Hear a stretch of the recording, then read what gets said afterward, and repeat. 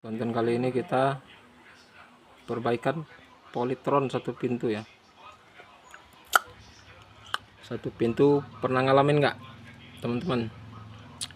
Kita cek kebocoran, nggak ada bocor, tapi gasnya habis. Buat teman-teman yang pernah ngalamin, tolong tuliskan di komentar ya, informasikan ya apa nih masalahnya. Soalnya ini tak ukur tekanannya dari tadi nih aman-aman nih, kondensor nih nggak berkurang sama sekali ya.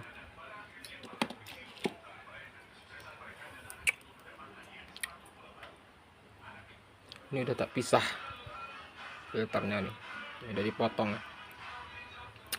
Tapi ini gasnya habis. Udah terletak 6 bulan, sekitar 6 bulan ya.